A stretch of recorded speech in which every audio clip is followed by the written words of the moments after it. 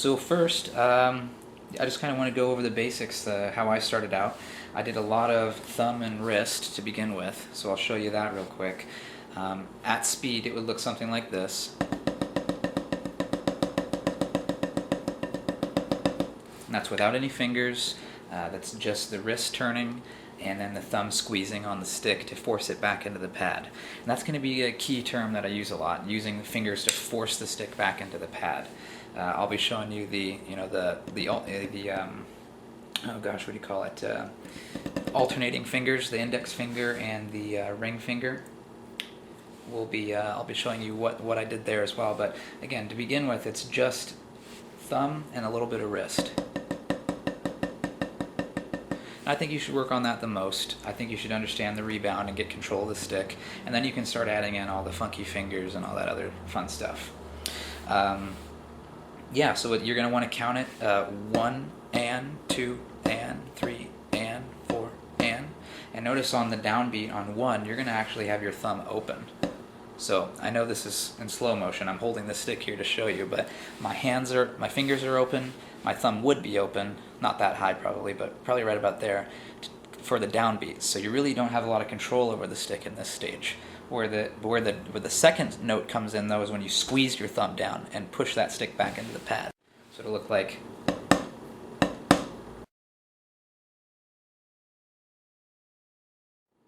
Let's see here, where's the camera? So the biggest kind of takeaway from this instruction here is just that the thumb is going to be open on the downbeat and it'll close on the second beat. Kind of like a shuffle, but you want to even that out to get the one-handed roll.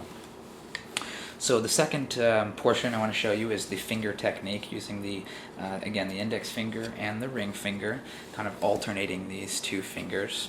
So here, that's kind of what it looks like. I mean, you're on your down, when you're forcing the stick into the pad, your index finger is going to be parallel with the stick. And again, this is my version. Again, do whatever works best for you, but this is how I do it. So my finger becomes parallel with the stick. What that does is gives the stick some wiggle room to bounce. If I have my finger covering the stick the whole time, it doesn't have enough space to move around. So that's why I open up my hand. And this follows that same reasoning in the first section, where you want to have an open hand on the downbeat. So it's going to be. And that second note comes from this index finger coming back down the stick, and it forces the stick back into the pad when I bring that finger back towards my thumb. Hopefully that's making sense. If not, make a comment. I'll try to describe it a little better. But that's essentially what's going on. This finger here, I use it to kind of prop the stick up. A lot of people think that you kind of use it to force the stick up. You could. I mean, there's nothing wrong with doing that. I'm not very good at it though. Like, this is what it would look like, I think, if you were to actually use the finger. So that's no movement from this finger or the thumb. This is really just this finger kind of pushing the stick. Does that make sense? You can sit here and just pinch the stick and use your finger like this. That's kind of what's going on there if you're just using this finger. So you can do that.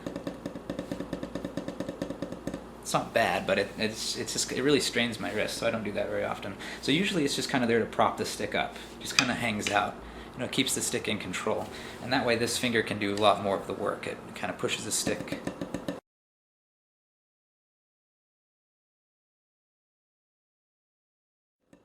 So when you see this finger doing this here, it's kind of just keeping the stick in check. It's really not pushing the stick back up. In my version, I mean, there's other versions out there where they really use that finger to keep the stick in control. Another takeaway here is that you can get away with doing it without having the thumb closing over the stick. Like what I just did a second ago, this is literally just these two fingers. There's really no other mechanics going on here. Oops, get my stick out of the way there. So you'll notice in this one, my index finger isn't going parallel with the stick. It's just kind of getting just enough out of the way to get a rebound, and then coming right back down again to force the stick back into the pad. And then finally, the third way, which is kind of the way I've been doing it recently, is involving a little bit of wrist technique, a little wrist turn, a little bit of clamping of the thumb, and then also using the index finger to force the stick back into the pad.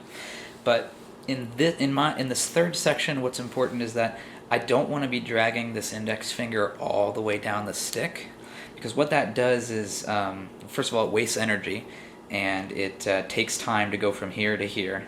If you can learn how to just kind of flick the stick a little bit with that index finger, so instead of forcing it all the way back down like that, coming all the way down, you just kind of like, you just kind of give it a little flick like that.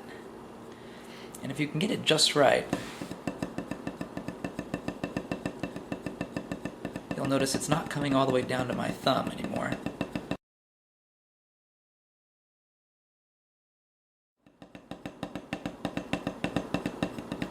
It's a little sloppy because, again, I've just started working with this, but it's, involve the wrist, so get a wrist movement, moving the stick, get a little bit of thumb clamping down on the stick, and then just a little bit of a flick on that finger there. Ah.